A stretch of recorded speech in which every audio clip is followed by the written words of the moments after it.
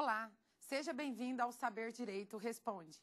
Eu sou a professora Caroline Santos, que estive ao longo da semana trabalhando a aplicabilidade do princípio do menor sacrifício do devedor na execução civil. Hoje nós iremos trabalhar sobre alguns debates aí inerentes a toda a discussão que foi trabalhada, todas as aulas que foram explanadas aí durante a semana. Vou apresentar para vocês as alunas que estão aqui, estudantes de Direito. Sejam bem-vindas, né? A Laís, a Lielen e a Karina, né? Que são estudantes de Direito. Sejam muito bem-vindas. Bom, durante a semana, nós trabalhamos sobre os princípios gerais da execução forçada, a diferença entre a fase executiva e a fase de conhecimento, a questão dos títulos executivos judiciais, os títulos executivos extrajudiciais, quais são os requisitos para o adimplemento da obrigação quando nós estamos na fase executiva ou quando nós vamos inaugurar o processo autônomo da execução. Trabalhamos a diferença entre dívida e responsabilidade, as diferenças entre fiador, avalista, né, sócio, responsabilidade subsidiária, responsabilidade solidária e trabalhamos também a aplicação do princípio do menor sacrifício do devedor em relação às diversas espécies da execução, que é a execução da obrigação por quantia certa, por quantia incerta, obrigação de fazer e não fazer. Porém, para ver a execução, nós temos que ter alguns requisitos. O primeiro requisito é o inadimplemento do devedor. Porém, esse título, seja ele executivo, ou judicial ou extrajudicial, ele precisa de estar eivado, ele precisa de ter a certeza, liquidez e exigibilidade. Quando nós não temos a liquidez, nós temos um remédio para os títulos executivos judiciais, que é a liquidação por sentença, que ela pode ser por artigos ou por arbitramento. Diante de nós precisamos de ser claro, né, de sermos claros ao momento de peticionarmos, porque nós temos uma sentença, ela tem que ser transitada em julgado, o cumprimento de sentença, que é o prazo volitivo, é o prazo voluntário para o devedor adimplir a sua obrigação, e por fim nós temos a execução forçada. Trabalhamos também, além da liquidação de sentença, com outras partes aí da matéria que são extremamente importantes, sobre a questão da prescrição, sobre a questão da extinção das obrigações. Pois bem, irei passar agora a palavra para a nossa querida aluna para nós iniciarmos o nosso debate. Professora, eu gostaria de saber quais são os mecanismos que visam a aplicabilidade do princípio do menor sacrifício do devedor. Excelente pergunta. Bom, os mecanismos são utilizados desde o início que você recebe um cliente para poder ingressar com uma demanda judicial. Bom, se foi um título executivo judicial, nós temos que trabalhar com o quê? Com a continuidade do juiz competente. Qual vai ser esse mecanismo? No momento em que o devedor não fizer o pagamento de maneira voluntária, nós iniciarmos a fase de execução, nós precisamos de fazer valer o uso do princípio do menor sacrifício. De qual maneira? Bom, o devedor, ao poder decidir sobre qual bem ele vai escolher para poder ir para a penhora, ele vai escolher da maneira menos gravosa. Em outros momentos também, o devedor pode pedir o deslocamento da competência, quando o título executivo é judicial e a fase executiva vai ser feita em outro lugar, em outra jurisdição, em outro foro, em outro foro. Pelo fato de estar morando fora, pelo fato dos seus bens se encontrarem em outro estado da federação.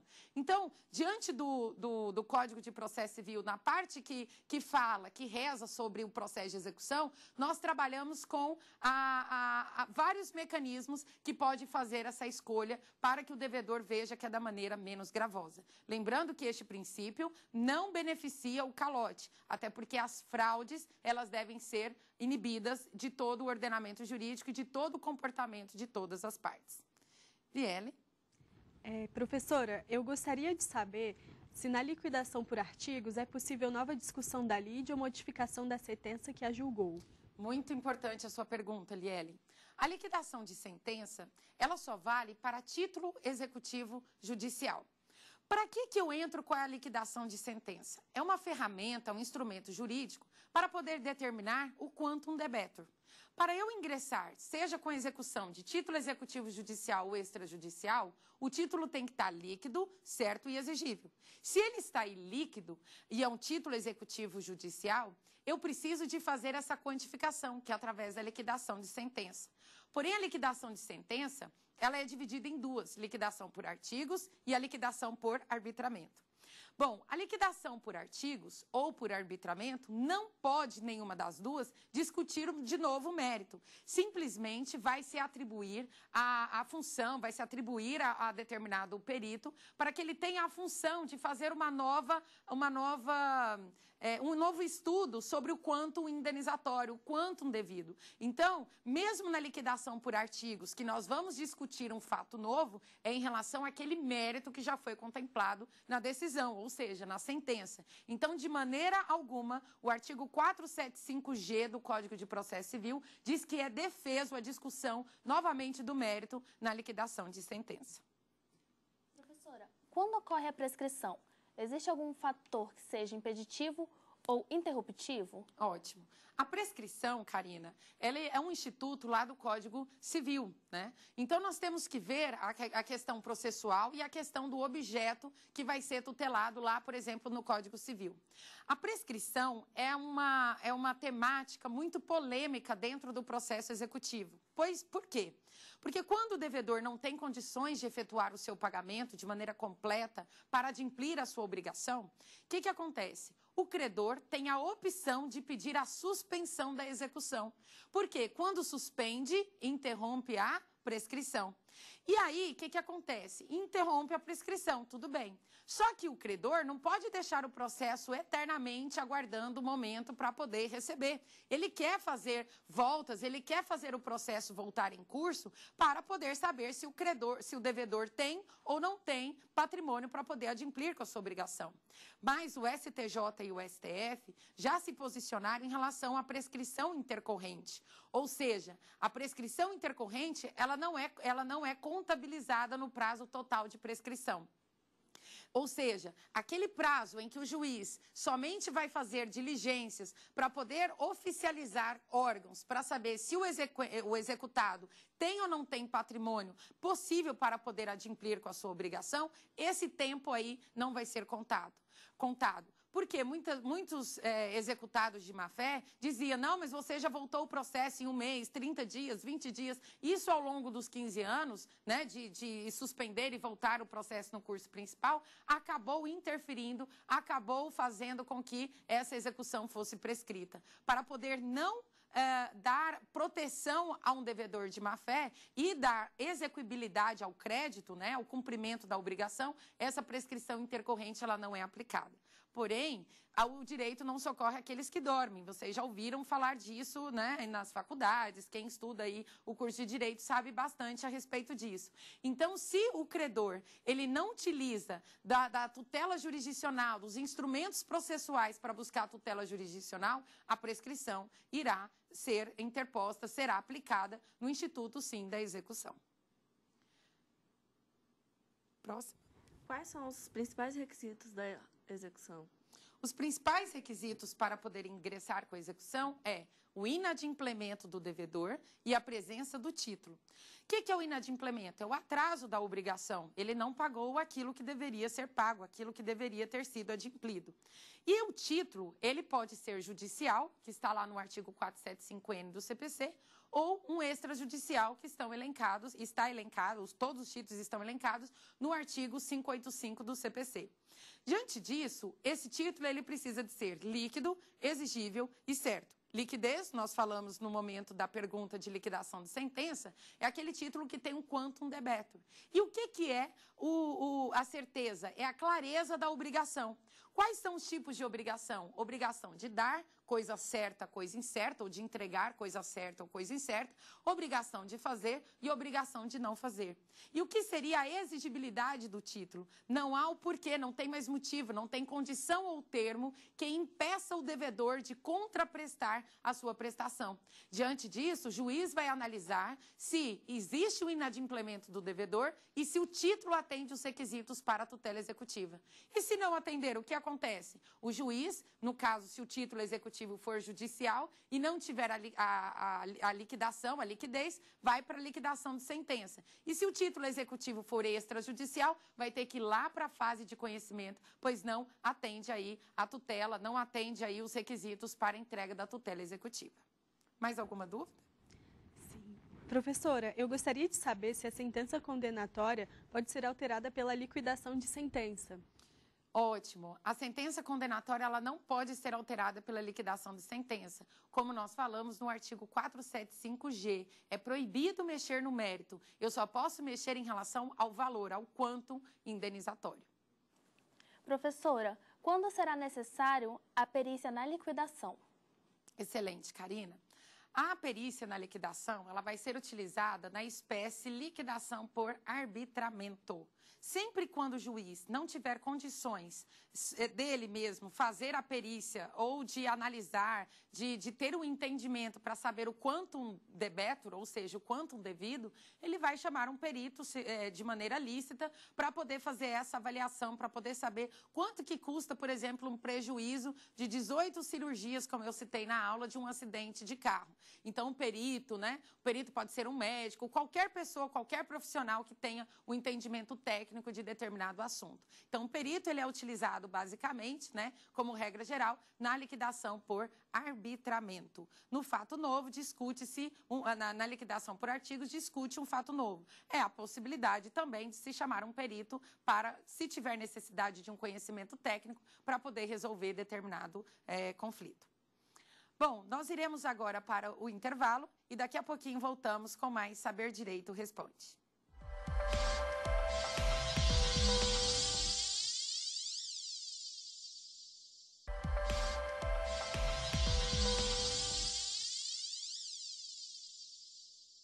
Olá, seja bem-vindo ao segundo bloco do programa Saber Direito Responde.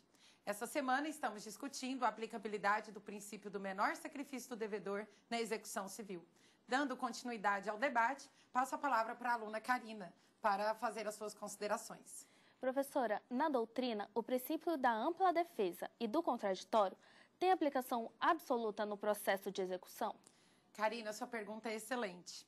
Muitos alunos acham que o processo civil, nessa parte, a aplicabilidade, já no início dos livros de processo civil, é uma matéria muito difícil, porque os doutrinadores têm entendimento muito de discussão doutrinária em relação a isso. Não tem uma uniformização da doutrina em relação a essa aplicabilidade desse princípio. Bom, o princípio do contraditório e da ampla defesa, nós temos uma corrente majoritária por excelentes doutrinadores que dizem que não existe o princípio da ampla defesa e do contraditório na fase executiva ou no processo de execução. Tem uma corrente intermediária que diz que em alguns pontos há aplicabilidade do princípio do contraditório e a aplicabilidade do princípio da ampla defesa, mas não são todos os atos que podem ser contemplados a aplicação deste princípio. E nós temos a terceira corrente majoritária que diz que há aplicabilidade. Na minha opinião, muito humilde opinião, mas como pesquisadora, como advogada, atuante nesta área, eu percebo que há aplicabilidade do princípio do contraditório e da ampla defesa. Até porque o devedor ele é citado, em alguns momentos ele é chamado, ele é intimado para poder se manifestar em determinado cálculo. Então, eu acho que há a possibilidade e aplicação deste princípio na fase executiva ou no processo de execução, quando ele é autônomo, seja de título executivo judicial ou título executivo extrajudicial.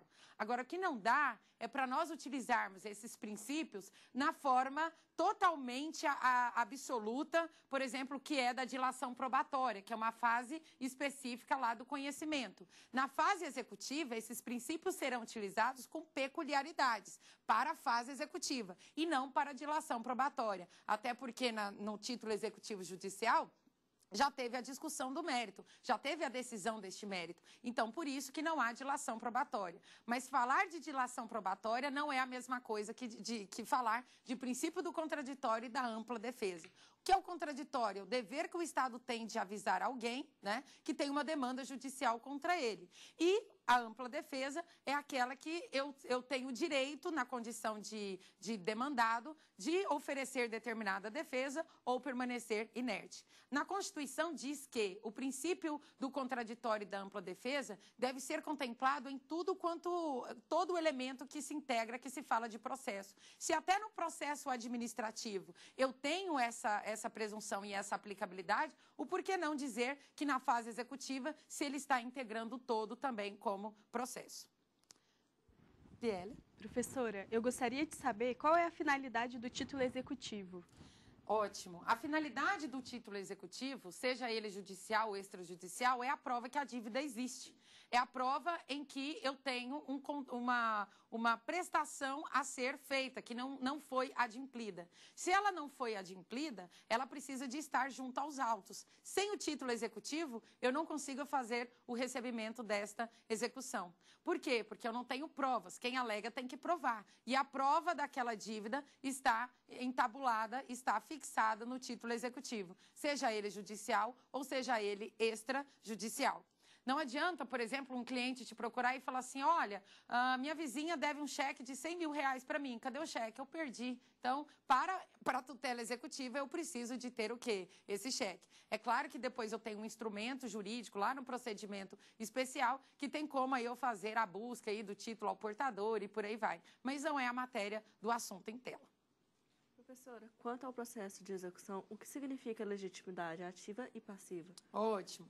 Legitimidade ativa e passiva é um dos elementos que integram as condições da ação. Para eu poder entrar com qualquer ação, eu tenho que respeitar as condições dela, os requisitos para eu entrar com a ação. Quais são eles? Possibilidade jurídica do pedido, né? Interesse de agir e legitimidade das partes. A legitimidade das partes diz o quê? Que eu só posso ingressar com determinada ação se eu tiver a legitimidade, se eu tiver o poder de fazer essa representação via judicial. Por exemplo, se um determinado título executivo judicial foi sentenciado, uma sentença, foi dada uma sentença que eu posso receber do devedor 10 mil reais. Diante disso, o que acontece? Eu não posso pegar uma aluna minha, eu não posso pegar uma outra pessoa que não tem um vínculo, né? Não é um filho que pode ser substituído, de acordo com o artigo 567 e 568 do CPC, para poder fazer parte dessa relação, para poder receber esse valor. Se não tem esse vínculo entre a parte e a demanda judicial que está estabelecida. Então, a legitimidade, tanto ativa como passiva, é extremamente importante, sob pena de extinção do processo sem julgamento do mérito. Eu preciso de estabelecer esse vínculo. A legitimidade ativa é aquele que pode ingressar com a ação, porque ele faz parte, ele ocupa o polo ativo da ação, né? O polo ativo, ou seja, aquela pessoa que vai demandar contra determinada pessoa. E a legitimidade passiva é contra quem será demandada. Por isso é contra o quê? O devedor. Muitas vezes acontece, pelo nome das pessoas, né, ser utilizado ou ser achado determinado devedor que não tem nada a ver com aquela obrigação, que são as pessoas homônimas, né, que tem um nome aí igual a de outras pessoas. Por isso que tem que se identificar o RG, o CPF, o endereço, para poder saber se você está cobrando da pessoa correta, porque senão isso vai acabar te atrasando aí numa demanda judicial. Próximo questionamento. Professora, qual a procedência a ser tomada em casos de devedores que só possuam bens absolutamente impenhoráveis? Ótimo. Em relação a devedores que só possuam bens absolutamente impenhoráveis, não dá para poder fazer essa execução agora, né, neste momento, porque eu não tenho nenhum patrimônio para poder oferecer em determinado pagamento. O devedor não se colocou à disposição de fazer um pagamento parcelado e o patrimônio dele não é suficiente, não tem bens livres a serem o quê? A serem adjudicados, a serem expropriados. Diante disso, uma saída jurídica para o credor é pedir a suspensão da execução, porque a suspensão interrompe a prescrição. E aí você pede sempre ao Poder Judiciário, você que está demandando, para que o juiz oficie os órgãos judiciais oficiais, né? Os órgãos oficiais, para que seja feita a busca, né? Por exemplo, no Banco Central, para poder fazer a penhora online, no Detran, em vários, a declaração de imposto de renda, no Ministério da Fazenda, na Receita Federal, por exemplo, Ministério da Fazenda não, Receita Federal, para poder ser feita o quê? A determinada varredura no patrimônio, para saber se esse devedor está ou não está com patrimônio suficiente para poder adimplir com a sua obrigação. Então, a saída seria pedir a execução provisória. Professora, eu gostaria de saber qual a diferença de cálculo de liquidação e cálculo de atualização. Ótimo.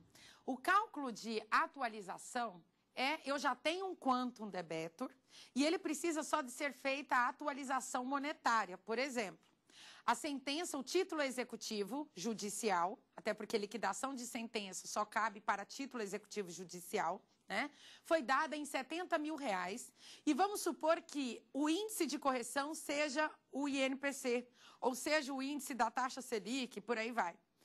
Esse cálculo, a dívida, ela não é paga instantaneamente no momento que a sentença é dada. E o juiz diz o seguinte: no momento do pagamento, remetam-se os autos ao contador judicial para que ele possa fazer a atualização monetária. Os índices já estão na petição. Então, na sentença. Então, no momento em que o credor for pedir a contadoria para poder fazer na Justiça Estadual, isso acontece bastante, vai ao contador, ou você, na condição de exequente, já pode, na sua própria petição, entrar em sites oficiais, como aqui no TJDF, tem em vários sites do TJ, tem, do Banco Central, você entra e tem lá o link de atualização, de atualização monetária. Você coloca os índices, sai uma tabelinha, você imprime e coloca na sua petição, demonstrando qual é o cálculo de atualização judicial. Então, o cálculo feito para atualização judicial é somente para que sejam aplicados os índices de atualização de uma condenação que já está líquida. Agora, o cálculo para arbitramento, o cálculo da liquidação, ele é totalmente diferente, seja por arbitramento ou seja por fato novo. Porque não se tem o quantum debetur. Se não tem o quantum debetur, o quantum devido, eu preciso de pedir um cálculo para que faça o valor da indenização. Aqui tem um ponto de interrogação, eu não tenho 70 mil como no exemplo anterior. Então eu contrato alguém, eu peço ajuda para alguém, através de um perito, para que seja feito um cálculo para se achar o valor justo, o valor devido em relação a um título executivo judicial que ele, que no caso é a sentença, né, que ele não tem o quantum devido. Agora, professora, dentro de um cálculo de liquidação de sentença, eu posso ter um cálculo de atualização monetária? Pode perfeitamente. A partir do momento em que foi achado o valor do quantum debetur, que é o quantum indenizatório utilizado lá dentro da liquidação de sentença, o juiz pode, com certeza, colocar lá na sentença quais são os índices aí de correção monetária. Ok? Carol, eu gostaria de saber o que significa liquidação de sentença. Ótimo. A liquidação de sentença é a possibilidade que o credor tem de pedir ao devedor, ou até mesmo que o devedor tem, para poder pedir ao juiz, né? O credor ou o devedor podem pedir ao juiz para que seja achado o quantum indenizatório, o quantum devido, não somente indenizatório, o quantum devido. Para que não haja uma falta de individualização daquele patrimônio que vai ser individualizado no devedor. Ou seja, a liquidação de sentença serve para trazer a liquidação do título. E a liquidação do título significa eu saber o valor que eu preciso de pagar para que eu tenha o total adimplemento da obrigação. Ou o valor que eu preciso de receber para ter o total adimplemento da obrigação. Bom, eu gostaria de agradecer a presença de vocês. Que vocês continuem participando, né, veemente aí, tirando as dúvidas de vocês em relação ao direito, à aplicabilidade da execução no processo civil. O processo civil é uma área muito importante e eu desejo todo sucesso na vida de vocês. Bom, eu gostaria de agradecer a atenção de todos vocês que estão assistindo o programa, né, e dizer que execução é um assunto, na minha opinião, fascinante e que nos leva a uma reflexão, que não somos apenas operadores do direito, mas somos partícipes de uma sociedade que carece da entrega da prestação jurisdicional. Nós precisamos de provocar o Estado, né, para que ele possa entregar a mais justa, a mais célere e a mais eficácia e a mais eficiente decisão judicial, através do pagamento àquele que deve receber. Muito obrigada. Tem dúvidas sobre o assunto? Mande um e-mail para nós, saberdireito@stf.jus.br. E você também pode estudar pela internet, www.tvjustiça.jus.br.